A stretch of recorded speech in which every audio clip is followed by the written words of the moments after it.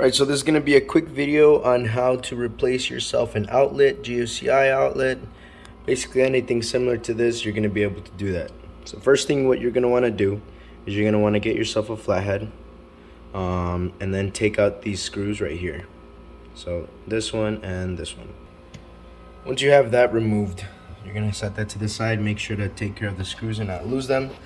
And you're going to basically do that again, remove this one and that one. Alright, so then once you take those screws out, go ahead and do the same thing, set them to the side, and you can just pull this out. You notice here, there's a colored wire and a white wire. Usually, the colored wire, it's usually black or red, and then this one's either gray or white. This is the neutral, this is the hot. This one has power, this one just carries the rest of the power. So this is the one that you gotta kind of be careful with. And next step you would want to do is just remove the electrical tape. Alright, so then once the electrical tape is removed, you can see here that there are screws, and what you want to do is just remove those. So you're going to want to remove the white one first. This is the neutral wire. You're going to want to remove that first. Alright, so go ahead and put that to the side. Make sure to never touch this wire and that wire if you're working on it live. If you do so, it can explode or do some serious sparks. So like I said, keep the distance as much as possible.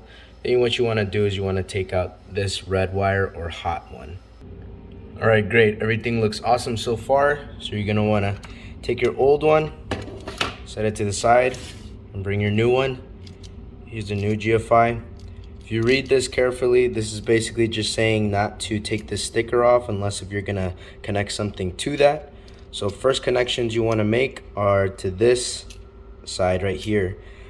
There's a gray and a gold one. You're going to connect the white first to this gray one and the red or hot or black to this golden one second.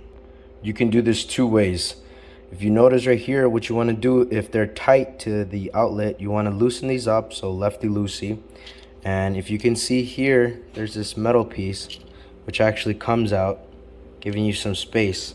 With that little space, you want to put your wire inside, and then once you have your wire inside, you tighten it, and this acts as a little clamp, and that's for both sides. You can see here that it kind of loosens up when I shake it.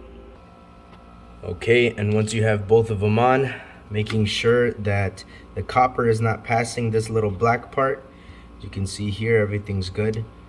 You don't want any copper passing this, and you also don't want the insulation getting into the clasp part, because it can cause actual bad connection, so that's not good. So once you got those both tightened, give it a tug and pull on both sides, making sure everything's firm.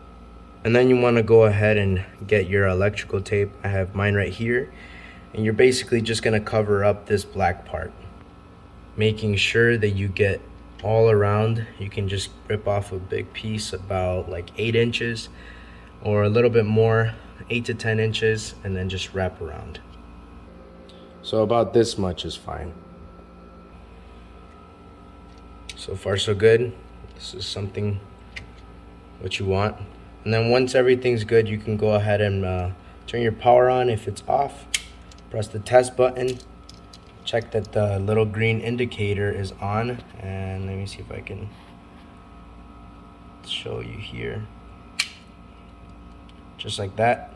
So once you have that, that means everything's wired up pretty good, and you can go ahead and basically just reverse engineer what you did, putting these screws into the wall first. Alright, so once you got that in, you're gonna go ahead and take your screws and put back your faceplate. Alright, so then that's your new switch after you're done. I actually used one of these. This is just extra tools to check if there was power or not. This is the Klein tools. Likewise, this, if you want to make the extra investment, this can be anywhere from $5 to $8 depending on where you live. And this is just basically a little tester, GFCI tester, and whatever code it gives you here, it'll basically tell you what's wrong or what's right about the outlet. So here we're supposed to have 2 flashing lights, which are these, and this one is supposed to be off. and basically you can just do the rest in your head. This is a hot, neutral, reverse, etc, etc, etc. So basically all you got to do is put this guy in, and these are actually tamper resistant outlets, so you got to play with it to put it inside.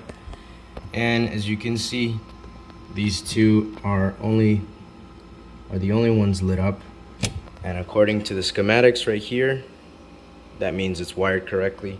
So there you go, guys. Hope this helped. Hope you liked the video, and have a good one.